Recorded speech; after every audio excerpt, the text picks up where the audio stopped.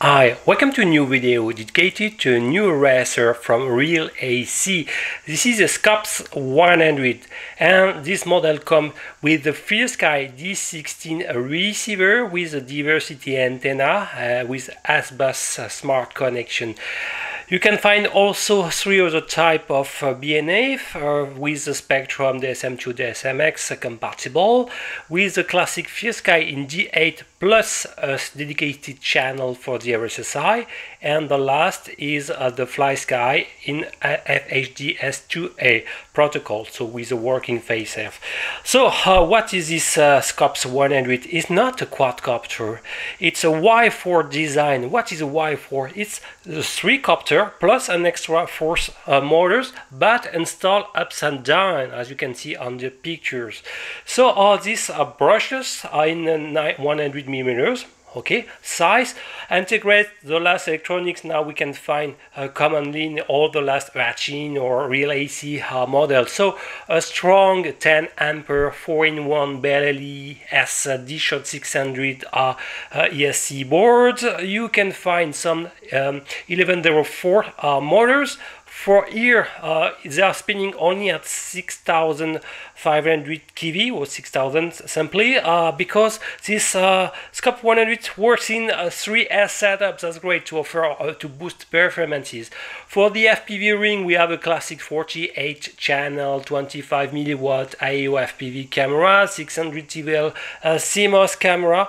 Okay, and what I forgot, the board is an F3 Omnibus plus OSD. Yes, so almost last ingredients, at least to offer a nice OSD information and some telemetry information for the FreeSky D8 and D16 version. So let's discover the content of the box. Okay, here are all the elements and are already installed. The front props, okay, because in the packaging originally they are not installed, so be sure to have the air letters installed on top, and for the left motor as well on the L letters on top and on the rear motor. So that's all you need to do to assemble definitively during transportation, and also had this tiny Velcro band, exactly the same than the Lizard 95, so a little bit thin, is not the best battery strap. I strongly advise to tape the small Velcro band, okay, in the packaging, okay, with the more soft installing the battery, while with the small picks more on the bottom side of the Y4. I will explain more in details and the Y4 in a few instants. But what we have in the bags, a small screwdriver with an M2 Allen keys to lock your props, okay, and to also attach and to screw to tight the screw of the bottom of the screw of the motors. We have a bag with 6 props, but already installed 2 of them on the front, and 4 extra pentablade props are available. There are some 15 millimeters. They are classic. Now they have the letters, so you can't be wrong. You need to read the letter on the top of it. And good news, we have 1 extra spare prop screws and 2 tiny not X screws but screws, an M2 format as well, to attach the motor on bottom side. That's great. We have also a small piece of element, a tape, a circular one, to gel to tape the IO FPV camera on the aluminum golden camera support. So what also we can find, a USB cable ending with this mini GST connector for position 1. You can directly connect to the flight control board on the right side. You can find this connector like this, so no problem to attach it with the props, like some former model Aurora, for example. Very easy. Or if you absolutely want to use an USB, you can use this extender like this, ending with a micro USB, and plug your favorite micro USB to USB. But it's better to connect directly with this one. Okay, what we can find, 2 small rubber band to attach, okay, the camera on front, on the rear side, so can probably reduce the jello. On mine, the rubber band was broken, so I will fly without, but it seems to be well tight, so I hope to not have too much jello on this one. We have the instruction manual printed in color, so no problem, where you can find the dedication for the Scops 100. For example, we have the Taranis setup. Okay, how to bind it? It's like the FierSky D8. You have to press the bind button and start on the receiver. Okay, like this. You have bind button here while powering the XT30 connector or the battery, or you can use this cable to an USB port. It's working also. So thanks to the USB port of a computer, it's powering the receiver and also the I/O cameras. That's great. I guess, yeah, I think it's more easy to plug to the USB computer and while keeping pressed the bind button. That's great. So we have all the instructions to arm and disarm. By default, on the Betaflight 3.1.0 install, we have an arming switch. Okay, that's great. And how to install the props I mentioned. So you, as I say, out of the box, you just need to install 2 props, the left and right one. So we have the classic L letter here and L letter here, that's nothing else, and the list of the 6 supported band associated with the 48 channels classic. So we have the classic 2-button I/O FPV camera. The front is to mirror the image. If you short press on it, if you long press on it, you will cycle between NTSC and PAL format. PAL is the default format. And the rear button, okay, I will show here. The rear button of the I/O camera is to select the V frame if you short press on it, and if you long press, you will cycle between the 6 supported band. Okay, so let's give some dimension of the Y4. So the distance between the 2 front motors is about something about 80 millimeters, something like this. We'll check if I'm, yes, 80 millimeters. So, yes. Do a reset. So sorry, something like this. Yes, something about 77 millimeters, and the distance in diagonal between the rear motors to the front one is about 85 millimeters. Okay, so let's give immediately the thickness of the lower carbon structure, and the arm sounds super solid. We have 2.35 millimeters. That's great, and really it sounds super solid, so not flexible at all. So I'm really confident about the durability and the resistance of this front arm. The same, all the lower plate is in 2.30, and let's check the lateral horizontal one, so vertical one, sorry, and we have something about, I will reset, 1 mm 50 for the lateral one. That's great, super solid. So let's describe. We have here the main PDB plus 4-in-1 ESC board with the PW signal to each ESC connector here. Okay, and we have the main connection of the battery with an XT30 connector. That's great. On the top of it, on the second board on this tower, we have the F3 omnibus. So with Betaflight OSD integrated, that's great. I forgot to mention that the ESC board is supporting Bell LES and D-Shot 600 ampere, rated 10 ampere up to 15, so no problem for 3S okay setup. And the motors are 1104, 6000 kV, so they are lowered compared to some other motor to support perfectly the 3S setup. So no free room, as you can see, on the top of the second layer to install a receiver, and they decided to install the FierSky D16 on the top of it, so maybe it's a little bit in contact, could be broken, but I guess if you remove this orange standoff aluminium and also this battery strap, you can remove and maybe gain 1 centimeter, and the FierSky receiver could be installed. It can be an option. One remark: the 2 antennas of diversity of the D16 are on the same side, so in the worst case, I would say that install the one antenna here and the other one in the other side to optimize a little bit your FPV range, your radio control range. But with such kind of receiver, you can really expect a great range out of the box, something 3, 4, 500 meters. It's not a problem at all. So much more than the FPV with the 25 milliwatts. So this model don't turn on into a 100 milliwatt as far I know, despite compared to the Lizard 95. But 25 milliwatt with the cloverleaf with right polarizations sound really good in my point of view. No specific light, okay, so nothing to tune on beta flights, just the OSD information, which are more or less dedicated to display the basic one. I will probably remove some element, okay, more to compatible with FPV racing.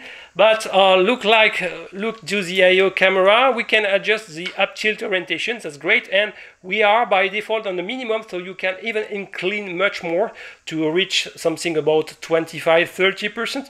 I will keep like this, but if I need some more aggressive flying at skill, I will increase the tilt system. And look on the top of the receiver, we have the buzzer, so it's great.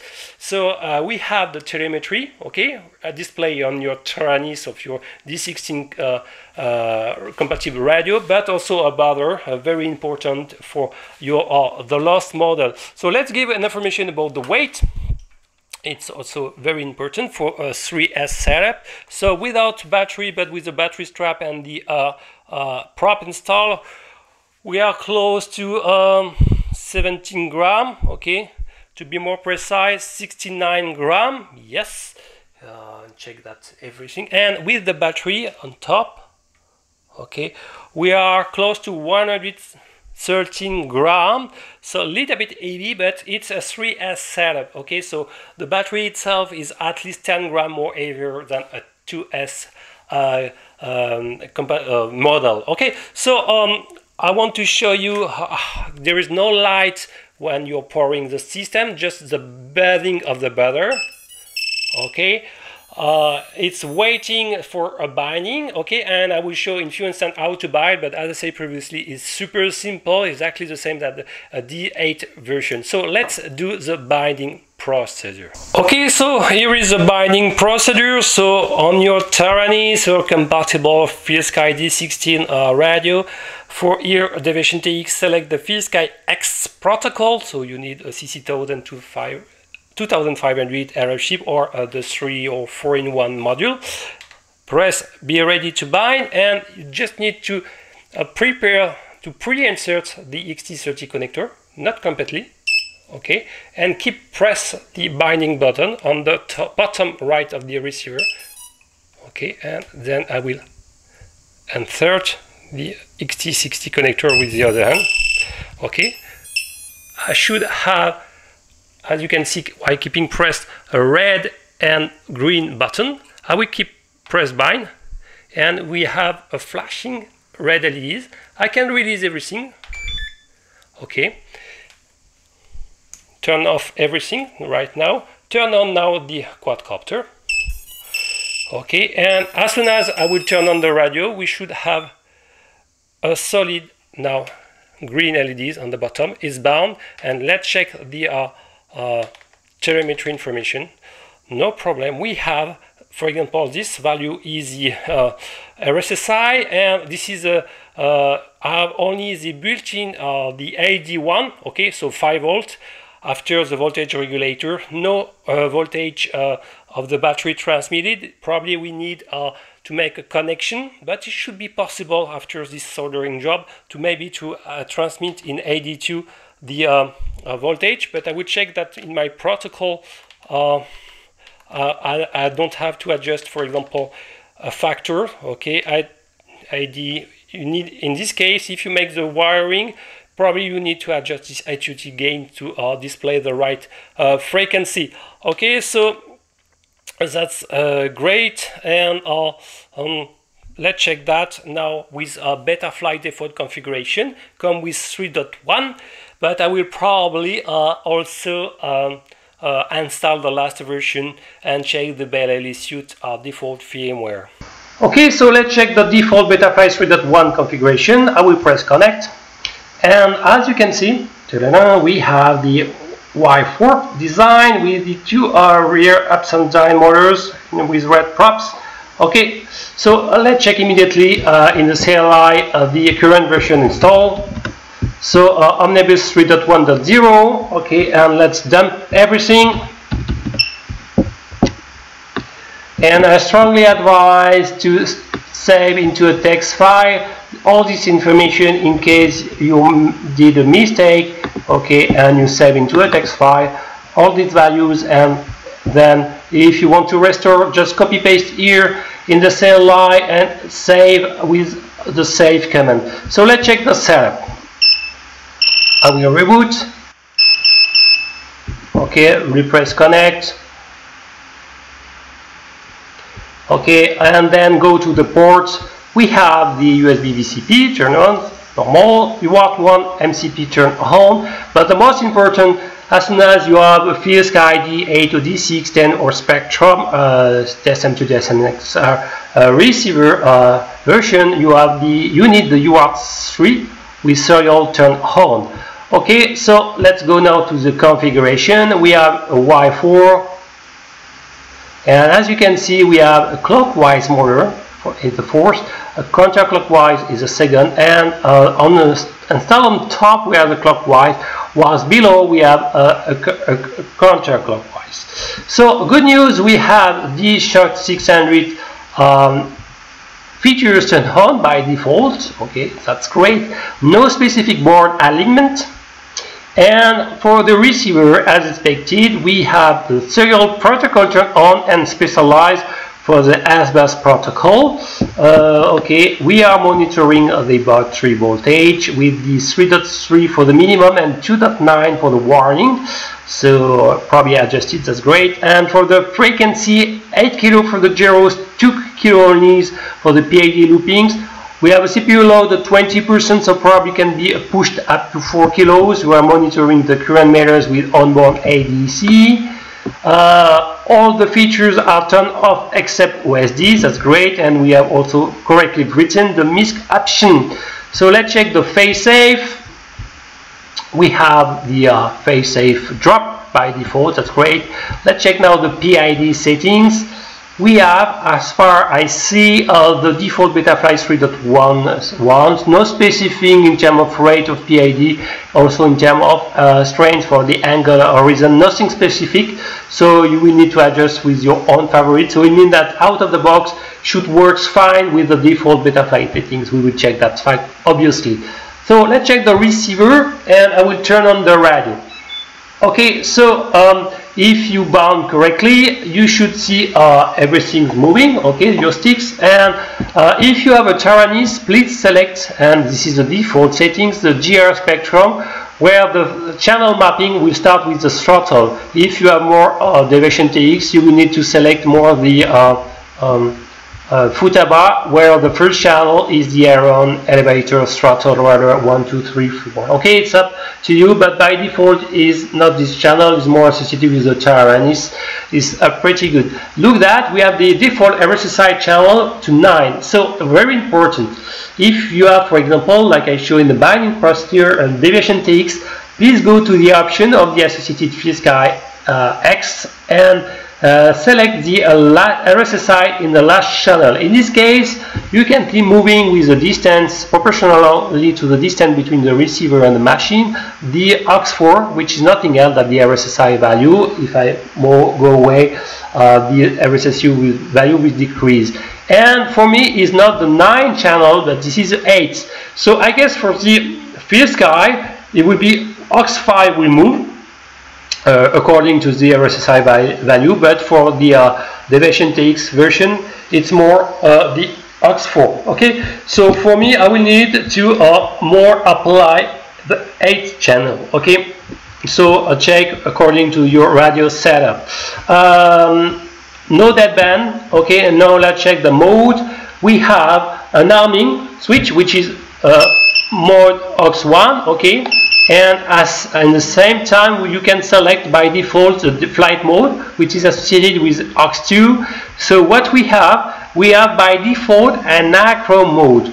Okay, so and then after you have an angle mode with a 6-axis stabilization, okay, for the second flight position. Then in the third, we have one more time acro with air mode turned on. Okay, so it's strange. When your 3-way switch flight mode is in the up position, you have pure acro, then horizon, 6-axis stabilized, then acro. We have also a buzzer associated with X3. So let's check the other settings. Okay, and I think the more important is OSD. What type of information you are displaying, the versus size. So it's very important to be displayed correctly, that you make the change for the RSSI display on the last channel.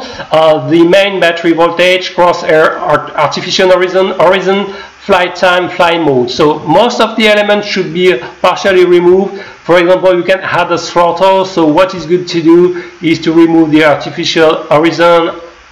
Also here you can display the Betafly logo to see more clear, and then you can also remove the craft name, which is useless, and then the flight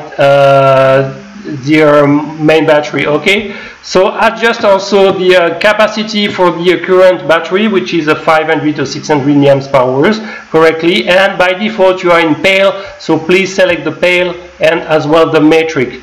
Everything else is good, so now it's time to check the default BLLE configuration. Okay, so let's check the default BLLE settings and the current firmware installed. So I will press connect. As you may already know, you need after to connect the battery. Be sure to, for safety, to remove all the prop, even if there are no specific risk actually. So I plug the battery, and then I can press read setup, and after a couple of seconds everything will be upring. So we have the FH40, the current version of the BLLE firmware installed is the 16.5. It's not the ultimate one, is the 16.65. okay, but what you can do is to keep this current version, should be okay. And also if you want to turn on the break and stop option, okay, and to save and write the setup. Okay, so we have good news, a really recent ESC firmware, and what I will do now is to install the last Betaflight firmware on the machine to enjoy the advanced fix and option. Okay, so let's check how to install the last Betaflight version. So we have to go to the firmware flasher panel. We have to select the omnibus board, so it's already pre-select, and select the last Betaflight 3.1.7, and if everything is okay out of the box, it will flash. So I will first load into memory the firmware, and if everything is okay, it will start immediately the flashing as soon as I will press the flash button. But if we have an error, we will see here a kind of pass, okay, and there is an error because you don't have a compatible DFU driver. Okay, so let's attempt first to flash, and as I said, we have the beep and the port is indicating an error. So what to do? You have to go to your device manager, okay, and please display the hidden devices and go to the USB controller, okay, and on the bottom side you should see an STM device, okay, and then right click on it and to update manually the driver.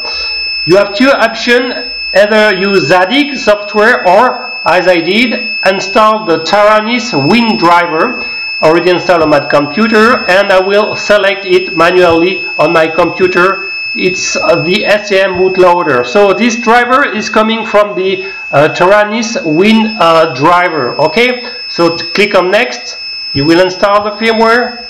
Okay, and then you will need to disconnect, and then as soon as you will reconnect the machine, the USB, okay, when I will press flash, it will work. As you can see, it's flashing. The buzzing is normal, but we have the DFU. As soon as the flashing procedure will be over, we won't have any more of this annoying bother. Okay, so now everything is okay. I strongly advise also to disconnect one more time the USB, reconnect it. Okay, and then I will press connect. And let's check that. We have the current version. We have the Omnibus 3.1.7. That's great. So we had to reconfigure everything, but it's not so long. So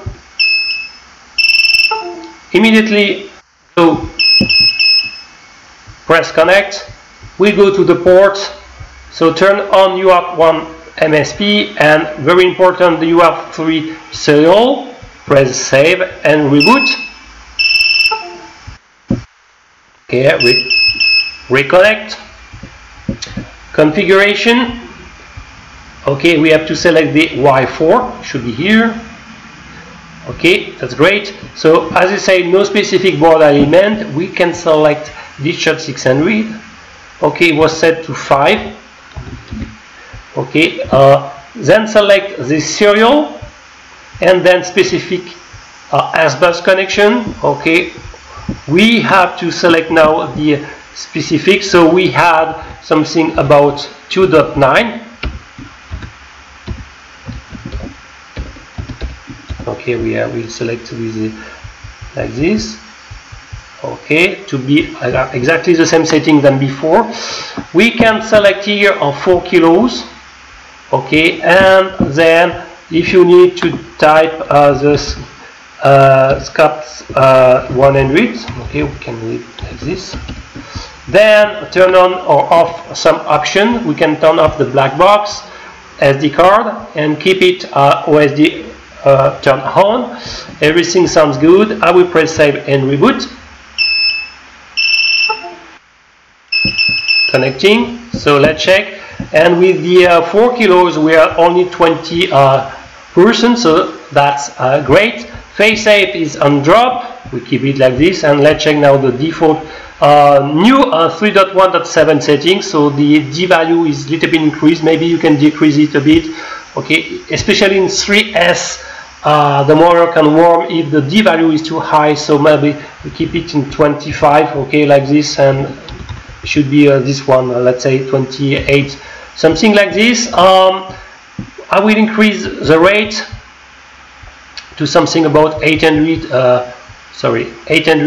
degrees per second for the two main axes, and for the yaw, I prefer a more linear response, so I should be around 34, and you can see I've got a more linear answer. Here I will decrease to 30, as well to 30. That sounds great. I will save. Okay, so if it's saved, I will press save. I'm not sure it was saved. It seems to be. Receiver, I will turn on my radio. Okay, so I can see that I'm already bound. Everything more or less center on 1000. And maybe I can adjust the in the mixer the specific channel. For example, the elevator not perfectly center on 1500. I can decrease maybe a bit. And the yaw also, I can also decrease this value a bit. Okay, so as you can see, also the aux4 is associated with the RSSI. I will immediately select it, so it's the 8th channel for me, and if you have a Taranis, it's maybe probably the 9th. So, and I will apply a deadband. Okay, as well for the yaw deadband. I will save. Okay, so let's go to the flight mode. So I will add the horizon, the angle mode, horizon. Okay, and the last will be acro with anti-gravity and air mode for acro. Okay, like this. So I will have for acro anti-gravity and air mode. So I will associate with my aux1, which is a 3-way position. I will arm classically, and I will add a buzzer, which is for me aux2. Okay, it's up to you, and like this. I will save. So let's check that. Angle, horizon, acro with anti-gravity air mode, the buzzer next to. Okay, it's up to you. So sounds great. And let's check immediately the OSD information. So I will display the RSSI. I will remove the logos for a few instants. I will remove the artificial horizon, the logo, as I said, so it will be more clear. I will fly on time. I will remove it. Okay, and I will now little bit optimize the settings, position like this, the RSSI, the voltage,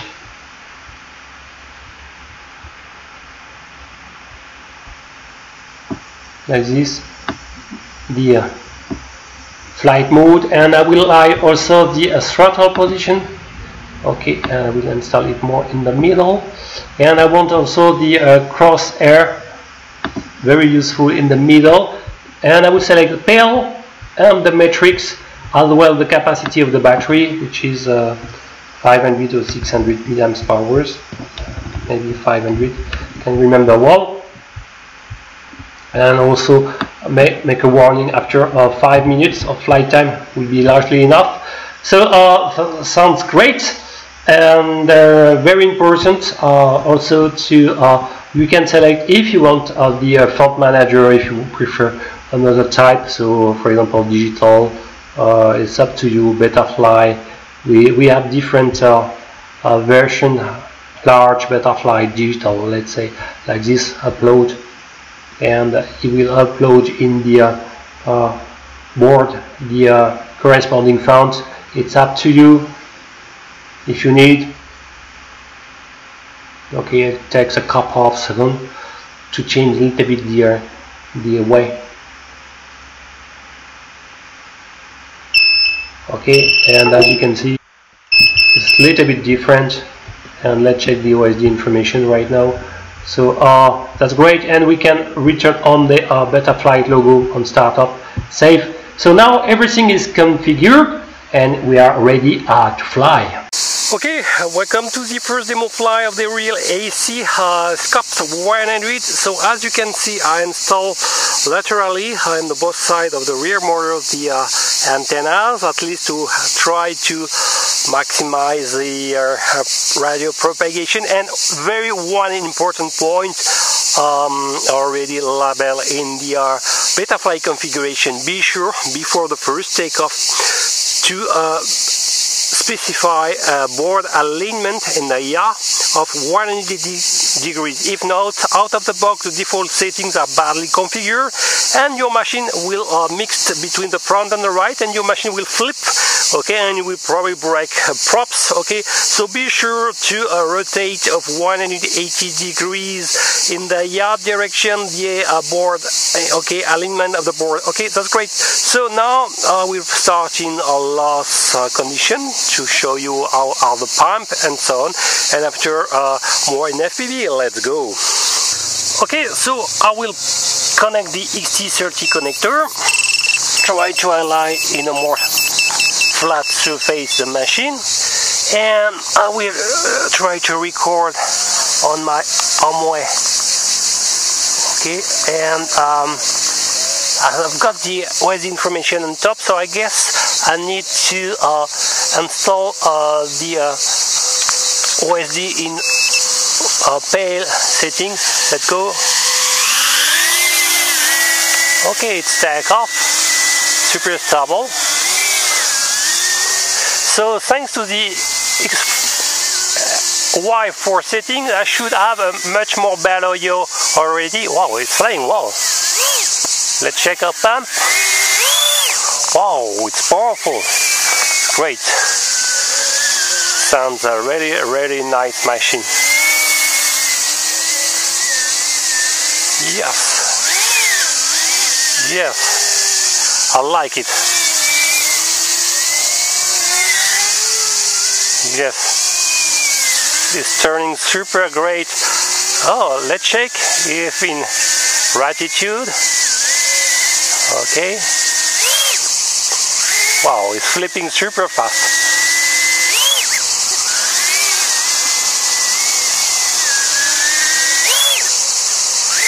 Wow, it's great. So, I really like it. It's time to fly more in FPV.